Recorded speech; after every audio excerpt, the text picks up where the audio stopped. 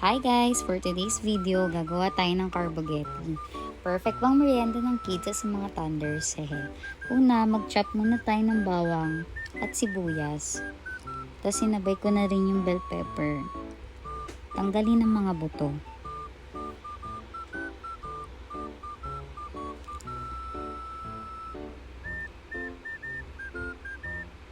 Ayan. Maghiwa na rin tayo ng hotdog. Bahala na kayo kung anong gusto nyo pagkahiwa ng hotdog nyo. Nag-grate na din ako ng cheese para sa white sauce. Tapos kanina habang naghihiwa ako, nagpakulo na ako ng pasta.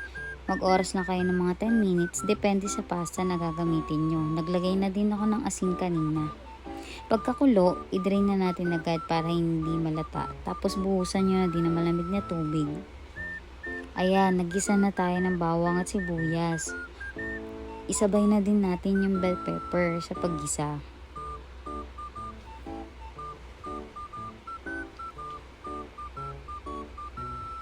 Halo-haluin lang yan guys para hindi masunog.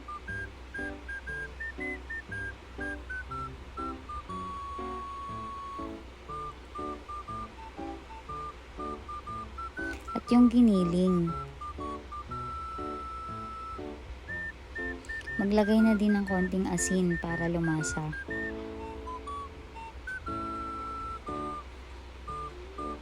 Sinabay ko na din yung hotdog sa paggisa. Halu-haluin lang ulit tapos yan, nilagay ko na yung isang kutsarang liver spread para mas lalong sumarap.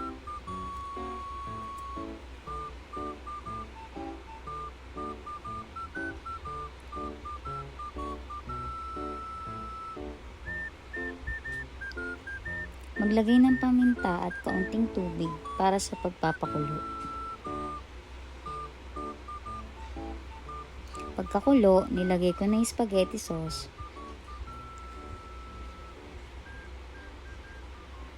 Yan, simutin lang para hindi sayang.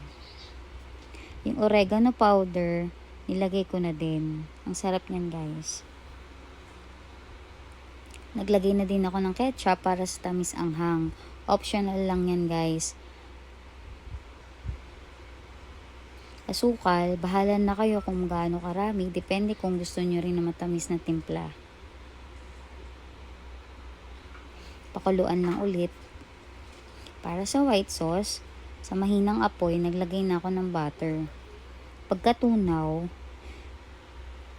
maglalagay tayo ng flour o kaya cornstarch kung ano available sa bahay nyo. Paunti-unti lang ang lagay, tansyahin nyo lang at halu-haluin hanggang sa maluto. Maglagay ng evap o kaya fresh milk ng paunti-unti at halu-haluin lang ulit.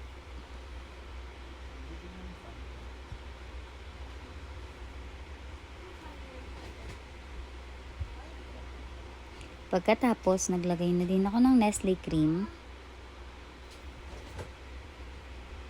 at yung cheese.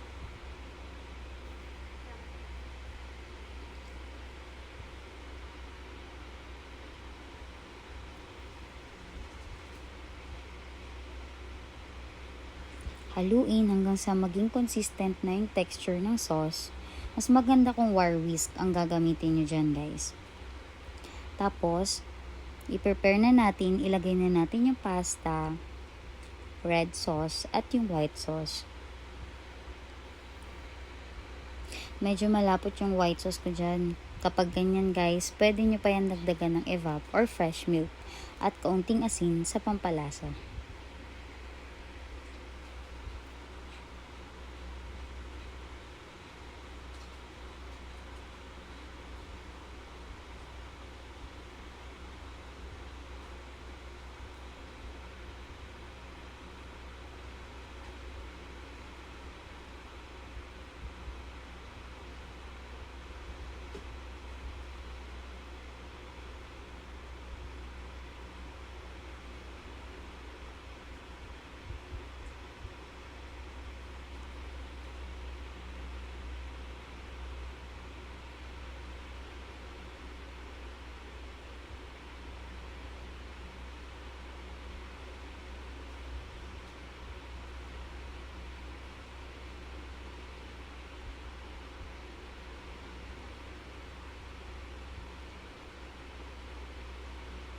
Masarap yan guys. Try nyo.